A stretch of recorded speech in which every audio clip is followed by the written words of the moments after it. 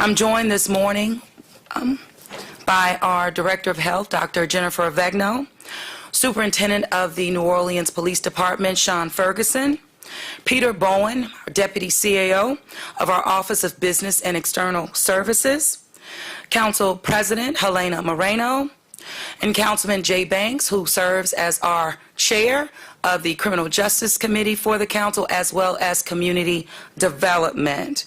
We're here today to announce the regulations and enforcement of Mardi Gras weekend and, of course, Mardi Gras Day, as well as enhanced enforcement beginning this weekend.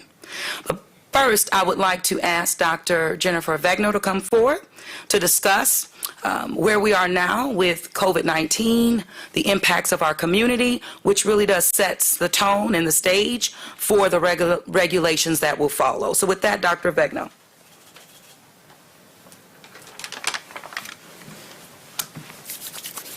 Thank you, Mayor. Good morning, everybody. I'm just going to give a brief update about where we are with COVID numbers right now.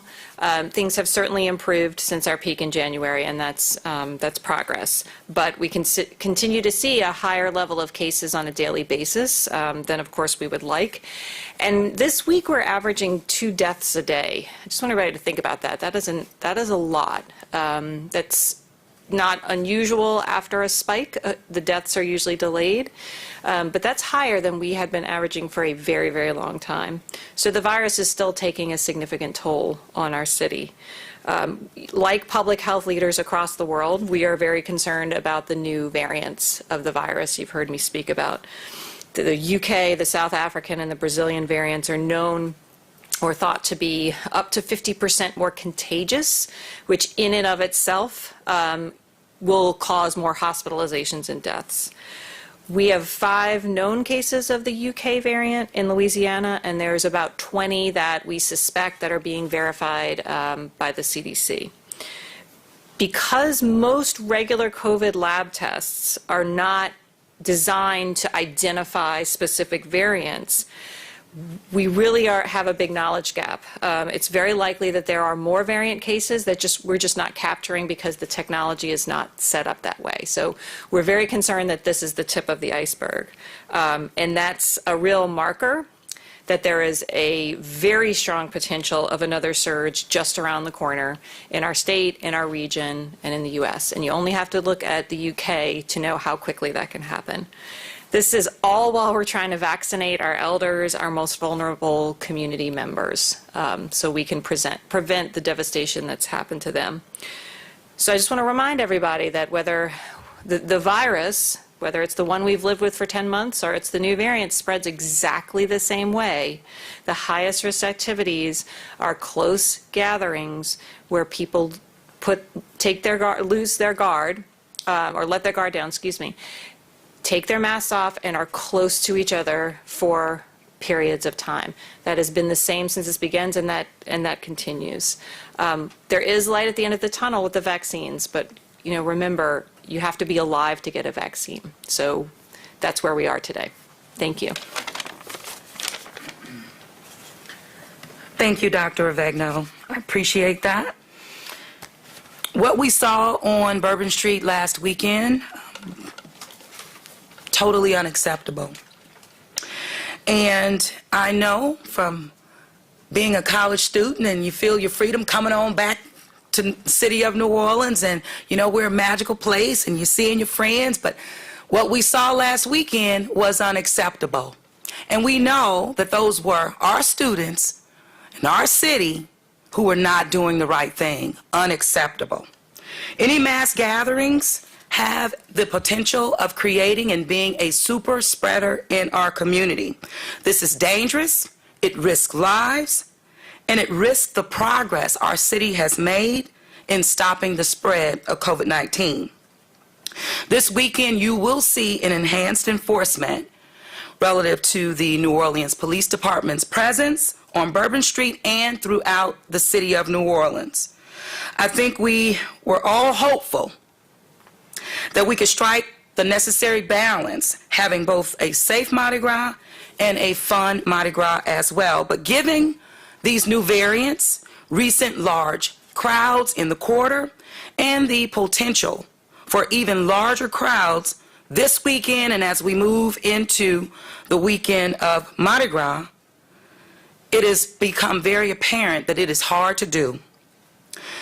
To those who are upset about these restrictions, know that when it comes to our health and our people, especially our workforce, our hospitality workforce, I'd rather be accused of doing too much than doing too little.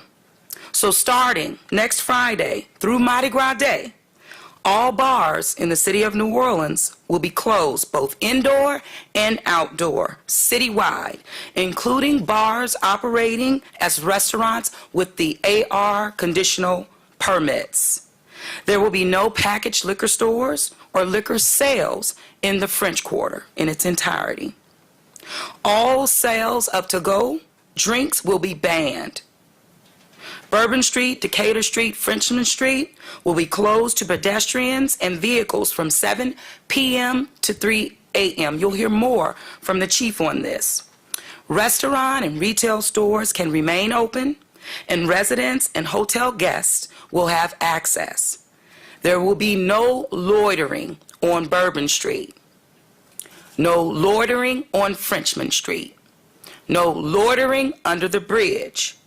The Claiborne underpass and corridor will be fenced off.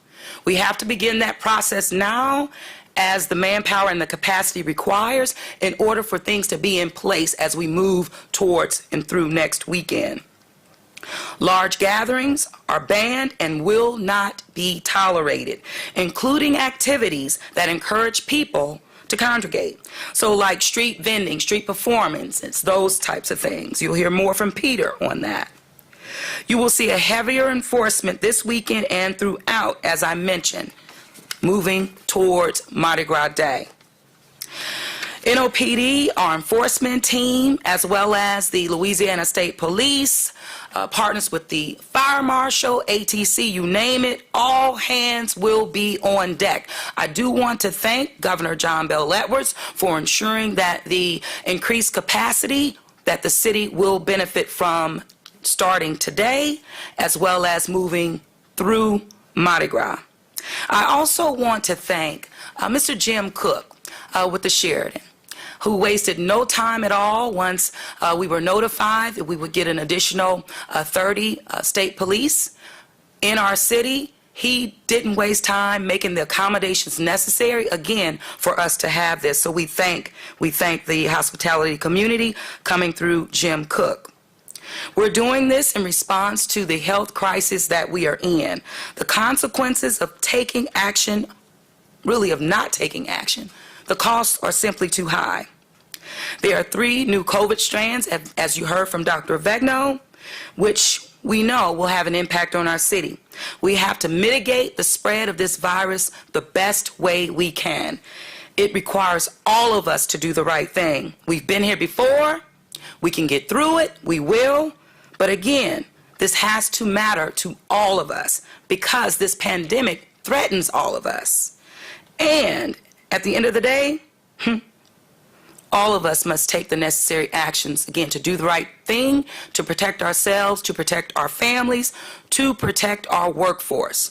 Before I turn it over to Chief Ferguson, I do want to share a couple of things as we're planning.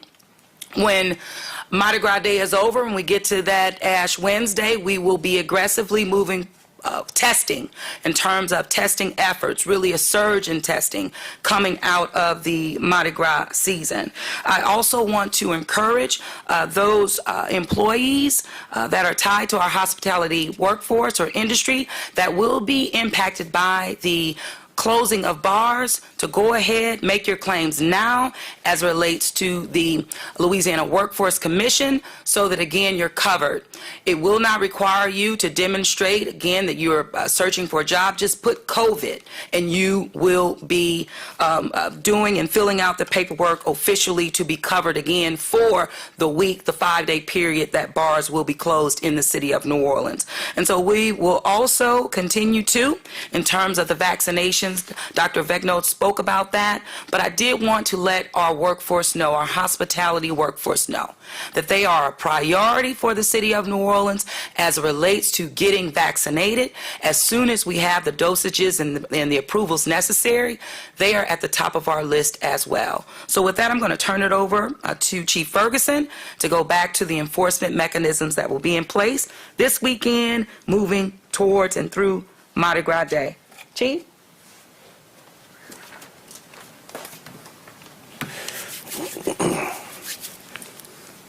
Thank you, Mayor. Good morning, everyone. So the New Orleans Police Department stands ready and prepared with a plan that we believe will be effective to ensure the safety of everyone within our city. But this will not work without the cooperation of our citizens as well as our visitors. So everyone has a stake in this COVID-19 pandemic and getting us over this pandemic. We must work together with each other. So I am pleading with the community to abide by the guidelines that have been put in place. This year, Mardi Gras is very different. We should not congregate, gather on Magazine. We should not congregate or gather on St. Charles. We should not congregate, gather Bourbon Street, Claiborne Corridor, Frenchman. We should not do any large gatherings while we are dealing with this pandemic. So beginning today and throughout this weekend, you will see an enhanced presence by the New Orleans Police Department. Our 8th district will be all hands on deck with officers from other districts as well, creating a presence along with our Louisiana State Police on patrol. You will see an enhanced coverage involving our mounted division. I want to thank also Sheriff Marlon Guzman, as the Criminal Sheriff's Department also will be on mounted patrol with our officers. I want to thank Colonel Lamar Davis for his support in sending his troopers not just this weekend, but next weekend as well. And with that being said, we will be out, we will be engaged, and we will be dispersing large crowds. For the second weekend, next weekend, beginning on Friday, February 12th, and throughout that weekend until Ash Wednesday, the entire New Orleans Police Department will be all hands on deck. We will have a plan similar to in which you saw New Year's Eve in the Sugar Bowl coverage. Decatur Street will be closed from Dumaine to Toulouse. Bourbon Street will have limited access. We will have officers at every intersection along Bourbon Street to ensure that we are only allowing residents, restaurant patrons, shop patrons, and hotel guests within those blocks. And as you heard from the mayor, there will be absolutely no loitering allowed throughout that weekend. And the same goes for Frenchman Street, the 500 and the 600 block of Frenchman. We will also have officers at every intersection along Frenchman Corridor as well, and we will have an enhanced presence with our 1st District and the Louisiana State Police along the Claiborne Corridor. And as the mayor has mentioned, Claiborne Corridor will be fenced off from St. Louis to St. Bernard Avenue. And we will be out there in full effect to address anyone wanting to engage in any type of large gatherings. Also, within our communities, within the various districts, our officers have been instructed to be mindful, to be on the lookout for any bad actors with regards to bars trying to open or operate while we have this bar closure in place. The complete details of this enforcement will be available on nopdnews.com, ready.nola.gov, and all of our social media platforms. Large gatherings spread COVID. COVID can kill. So we are asking our residents as well as our visitors to help us make this year as safe as possible. If you see something, if you are aware of something, please say something by calling 311 and reporting the locations of any large gatherings. If there's a large gathering that is impacting the flow of traffic, I'm asking you to dial 911 so that we can have an immediate response. So for us, this is normally a season of happiness, joy, and just enjoying ourselves. But this year is very different. So for the good of everyone's health, I'm asking you to please stay at home and please stay safe. Thank you. Mayor? Thank you, Chief. Peter?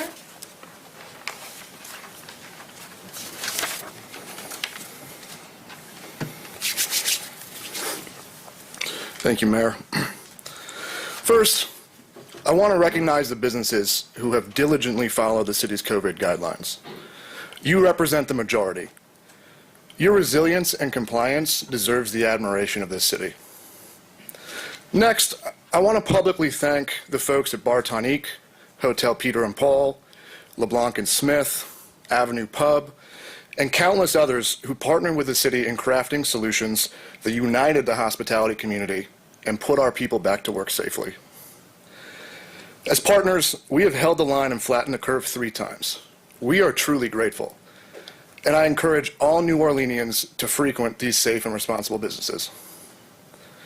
We all now know that Mardi Gras 2020 was this city's first super spreader event. We're all fatigued from this pandemic and sad that we can't celebrate this year in all the ways that we want to.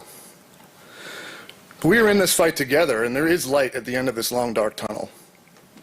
Our collective actions in the coming weeks are critical to this city's swift economic recovery. Please keep doing your part to hold the line. Lastly, I want to recognize the businesses who continue to break every guideline put in place by this administration to protect our residents. We see your backdoor entrances allowing enormous indoor massless gatherings. We see your attempts to hide the fact that you are open and operating after 11 p.m. We see your social media accounts luring college students into your death traps. Your selfishness continues to threaten the delicate ecosystem that is our hospitality industry. You are directly responsible for the deaths of New Orleanians.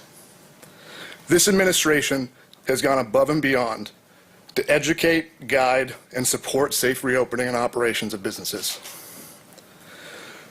Voluntary compliance is always our objective, but the time for warnings is over.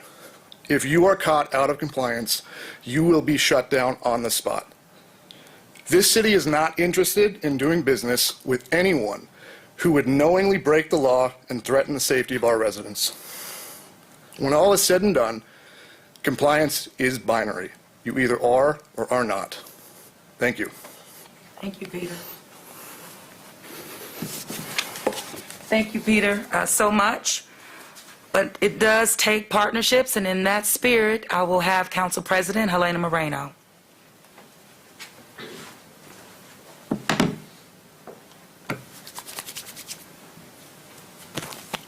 Well, thank you, Mayor, for inviting me to be here with you. I certainly stand with you in support of these restrictions. To all of those who are watching today, I'll just say this. As someone who currently has a family member in the hospital with COVID, I can tell you that this pandemic is certainly not over. And because of these new strains, it actually has the potential to worsen.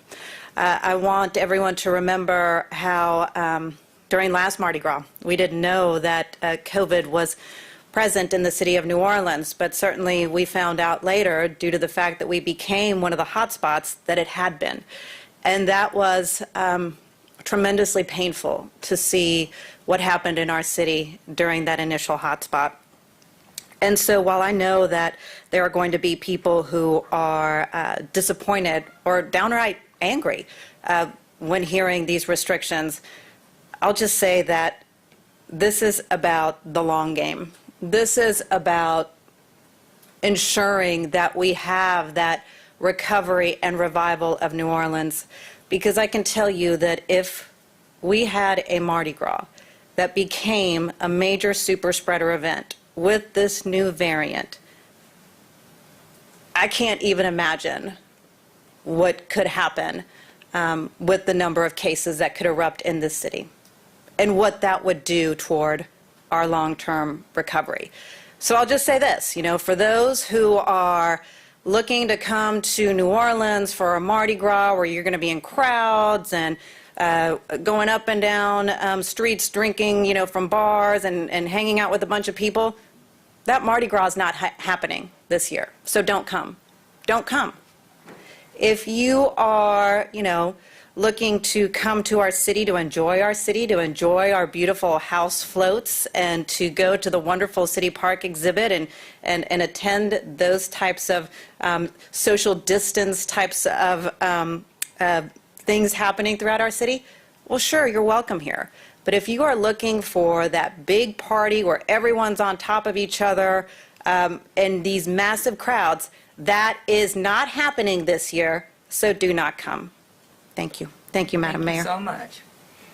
Thank you so much, Council President, and I'll ask Councilman Banks, please, sir, come forward. I'm going to step over this side. Thank you, Madam Mayor. I'm going to paraphrase this, but the definition of insanity is to continuing doing the same activity and expecting a different outcome. Fact of the matter is that we know the science has determined that large gatherings spread COVID. That is unequivocal. If we had known last year what we know this year, we may have done things different with the last Mardi Gras. Unfortunately, we can't go back and undo that. But we can take advantage of what we know now and do what we need to do today. I want to first speak to the potential visitors. If by chance you have an aversion to wearing a mask, stay where you're at. If you've got a problem with social distancing, don't come. If your expectation is that you're going to come to the city that care for God and forget that we care about our residents, you are going to be sorely disappointed. I would suggest that if your expectation is the Mardi Gras of the past, don't waste your money. We are very intentional on doing everything that we need to do to make sure this city survives and is here for the next Mardi Gras. Now, it's no secret that I am very involved in Mardi Gras. No secret about that. But I don't want this to be my last Mardi Gras. And if that is what your intention is, then I'm going to suggest you need to find another intention. It will not happen in New Orleans this year. Now, to the locals, Mardi Gras is not dead, it is just different. We strongly encourage you, boil your crawfish, cook your ribs, fry your chicken, eat your beans, get hot dogs, whatever it is that you typically do. But do that at your house with your pod. Do it at your house with the people that you live with. You will not be permitted to come and gather in the typical places that we gather. And again, guys, I get it. Ain't a Mardi Gras that I'm not out there. I understand. But I also do not want to see any other persons added to the list of COVID victims. Now, for those of you who have sent me them stupid emails criticizing me on my stance on this, I get it. Perhaps I am paranoid. Perhaps I am overly cautious.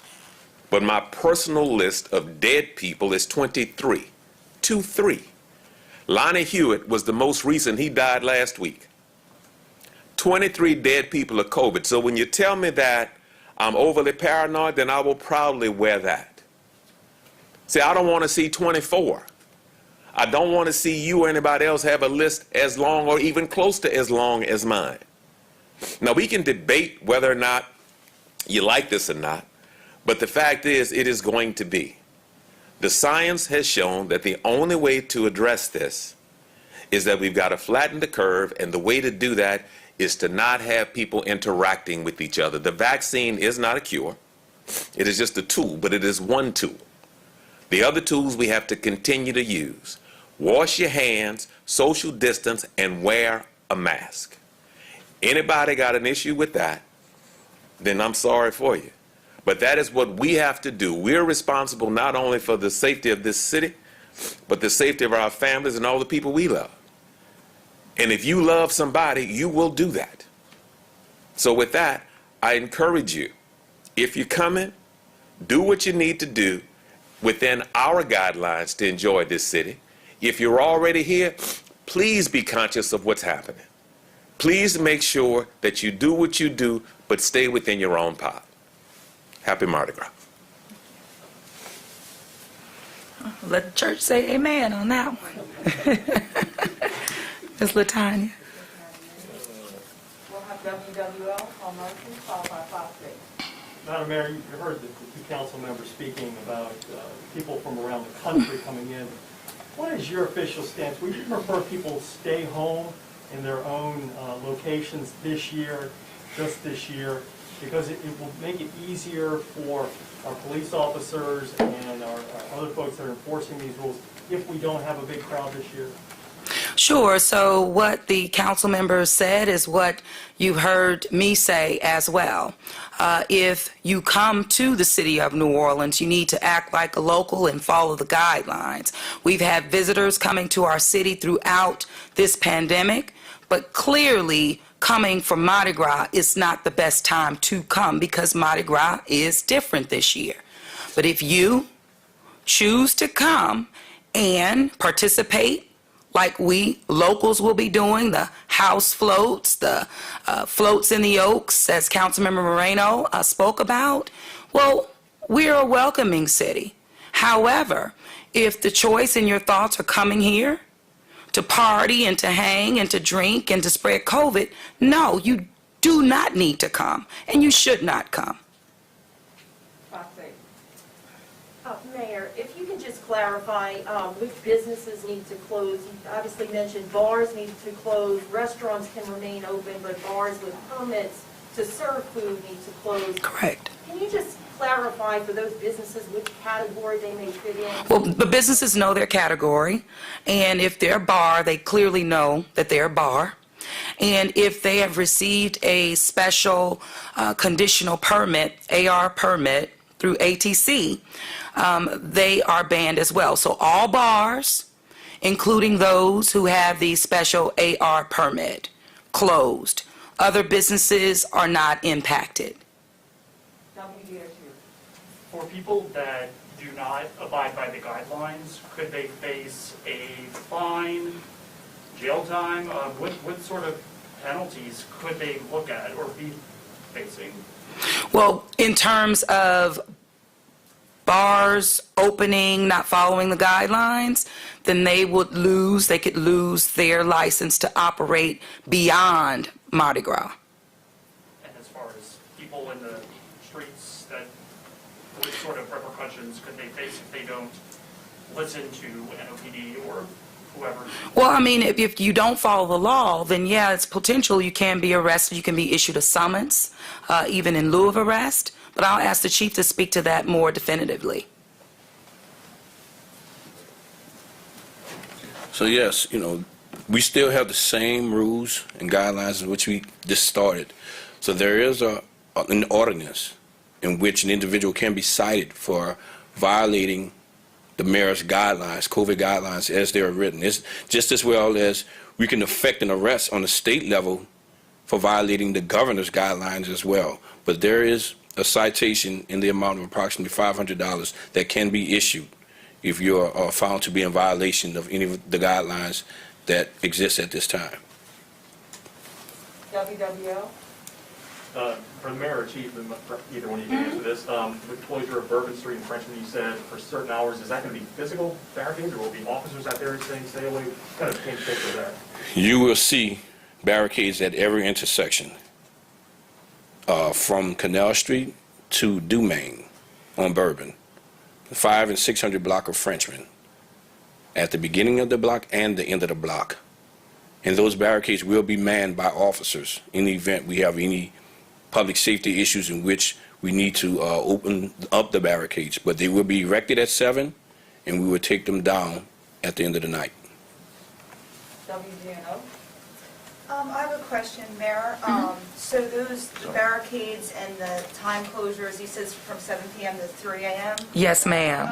So you said it would definitely be Bourbon and downtown in the French Quarter. What about like Magazine, St. Charles? Are we worried that people are going to migrate up there instead?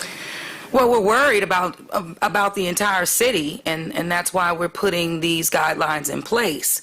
But Magazine will not be barricaded. We will see, and you will see, as we mentioned, fencing even along the Claiborne Underpass as well.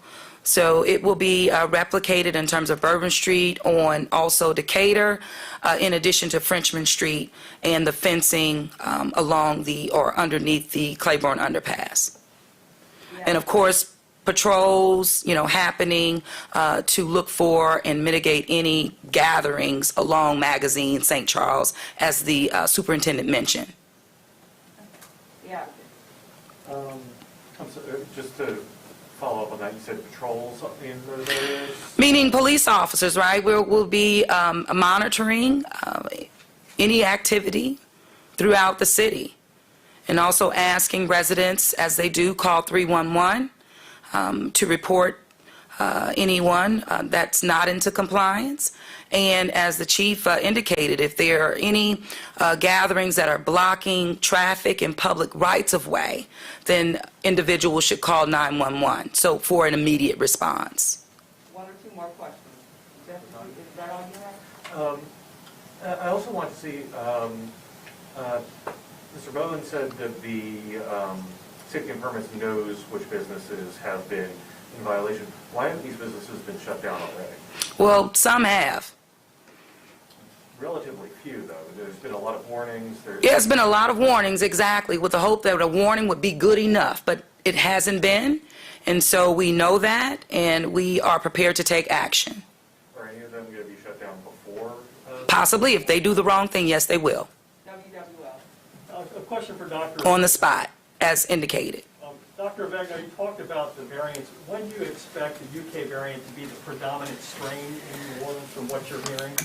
So most public health experts are worried it could be the predominant strain by March if mitigation measures are not sustained or even heightened. That's why you're hearing folks like Dr. Fauci ask for doubling down on efforts.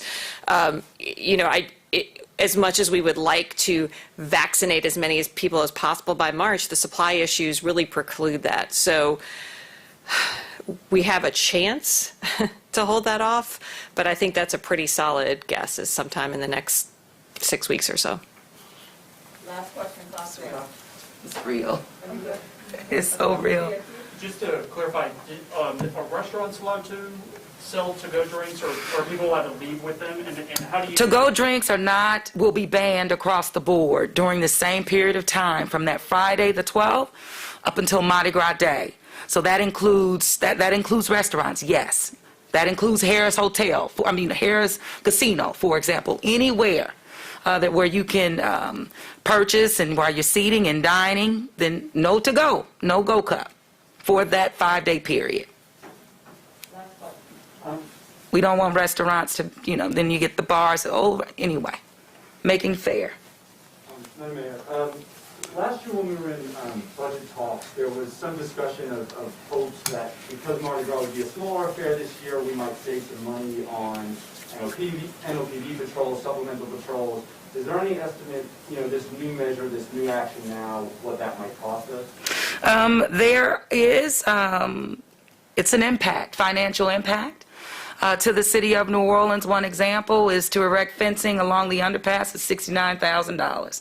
So we know that with COVID, we've just been recently notified that there's a 100% cost share, which is a good thing for the city of New Orleans. However, we have not received adequate resources in terms of being reimbursed for the expenditures or the resources that we have had to spend.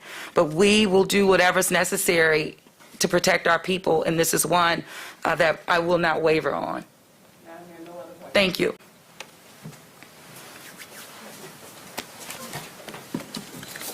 Taking it off.